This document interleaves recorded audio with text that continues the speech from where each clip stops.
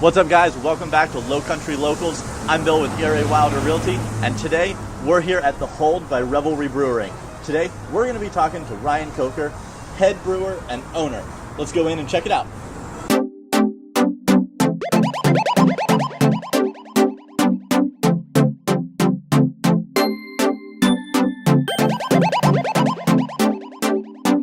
All right.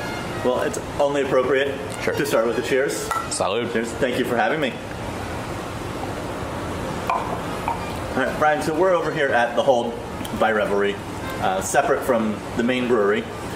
Tell me a little bit about what you do here differently than you do over there. Sure, Bill. The Hold is dedicated to barrel aging. In this facility, we don't do any brewing. It's actually fermentation and blending only, and most of these beers have a sour or wild influence here. So grain to glass, many of these beers will take 6 months to a year and a half to make. So it's a different product.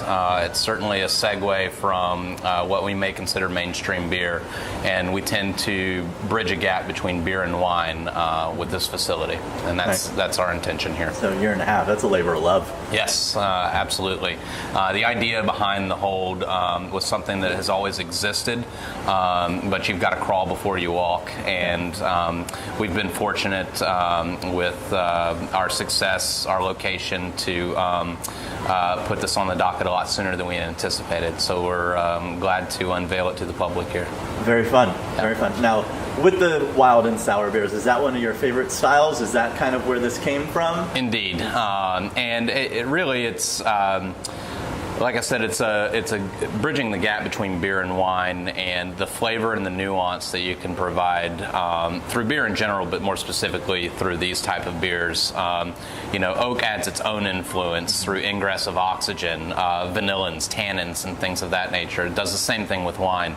But furthermore, we're exposing these beers to certain bacterias, certain wild yeasts that impart an additional influence further than the quote-unquote regular beer may have exhibited. And so, yes, it's been a passion, it's been a labor of love, and it's just the mystique around it, the ability to either execute or fail is really the underlying challenge, and presenting a balanced product. And so I would say it certainly was born as a labor of love, and something that we always set out and intended to do. If we're generalizing, certainly sour beers in general would top the list for me. Yeah. Now, you mentioned the whole crawl, walk, run. Sure. Let's talk about the crawl. Sure. Before the brewery was open, Yep. and you're in your garage, Yep. brewing some beer with some buddies. I was in someone's garage brewing You were some in beer. somebody's garage brewing some beer. How did that go? Yeah. How did that get started? So my wife gets the blame for all of this, and Thank you. Yeah.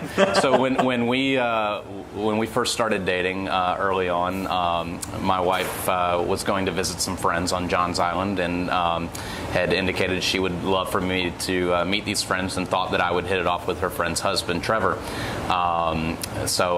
Certainly, as any good boyfriend would do, I obliged and was eager to meet these people.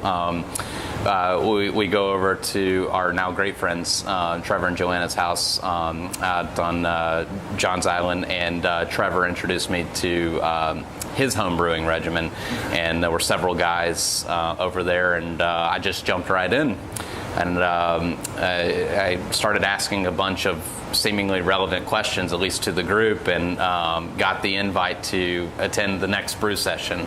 Okay. From that point, the rest is history. I went down the rabbit hole, and Trevor's garage became my garage with more equipment than we probably needed at the time. One thing led to another, and I scratched my head around these guys and said, "Are we crazy, or should we write a business plan?" And this was, I'd say, 7 years ago, and so the brewing scene was vastly different in Charleston 7 years ago than it is now. And I got a bunch of crazy looks and decided that the business plan was going to be me alone. As they say, the rest was history. Very neat. Now, when you were learning to crawl, you probably stumbled a few times. Sure. any funny stories or anecdotes about the whole get back up again and keep going? Undoubtedly, we've set out to achieve A and missed the mark and landed with B, and while quality is of utmost to us, and I think throughout the industry should always be the focus. We have the hold here, and the hold allows us to do some audible calling. So let's say that we set out to brew a beer with a particular flavor profile, and we somehow miss the mark on that. We have the potential to add layering or blending to that to fix a product, so to speak, or make a wholly new product. And so we find, by virtue of this facility, that maybe less would have to go down the drain than if it were a one-shot, one-kill sort of thing. Gives you a lot more creativity. Exactly. Technique goes out the window when we cross this threshold. All technique is generally applicable across the street, and here is our canvas for painting, so to speak. And so, yes, creativity is really the limiting factor here for what you're able to do or unable to do. Okay. Yeah. Now, moving on to the running. Yep.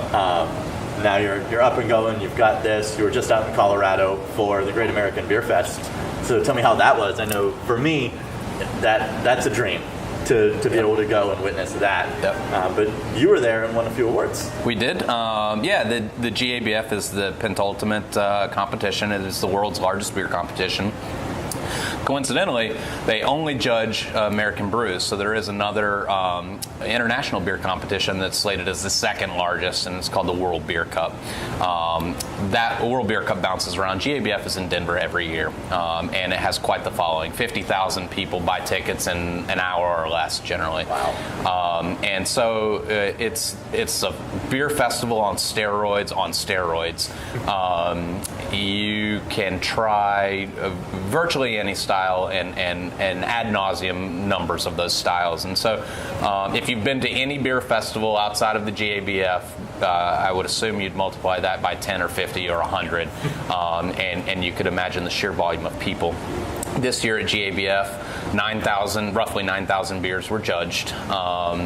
Roughly 300 medals are given out, so that's a medal rate of 3.5% of the beers. So this year we were fortunate enough to hear our name called twice, which, thank you. Our first medal came by way of the aged beer category, which was a barley wine that we brewed with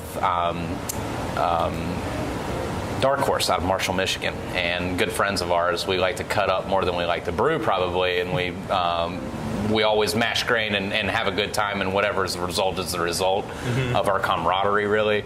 But it seems that every time that we mash in with Dark Horse, our beers win medals. So that certainly is great. And, so you'll be calling them of again course, soon. Yeah.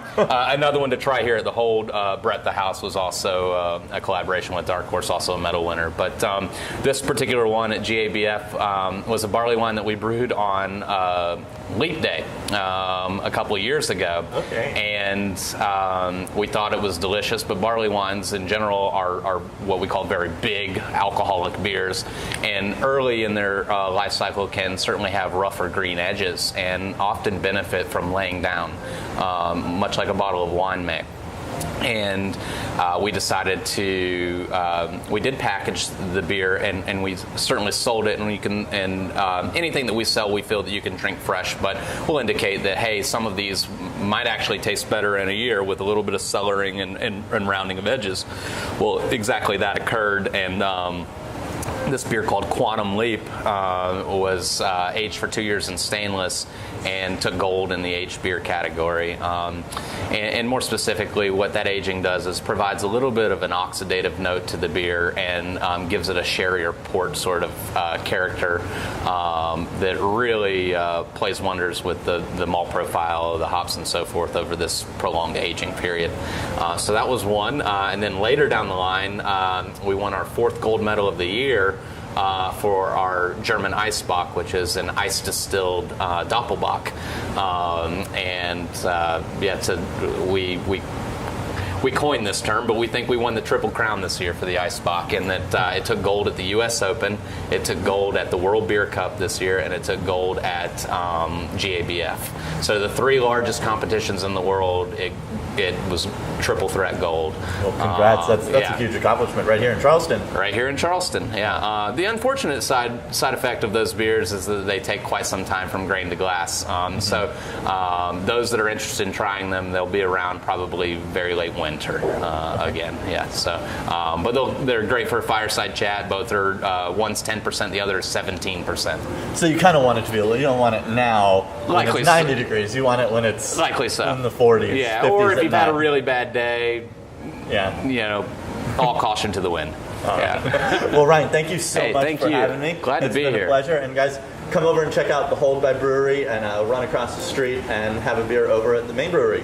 Yeah. So, all right. Well, Cheers. Ended how we started. Cheers. Thank you. Thanks for joining us on this episode of Low Country Locals at the Hold by Revelry Brewing. Come on downtown and check out what they're doing here different than anywhere else.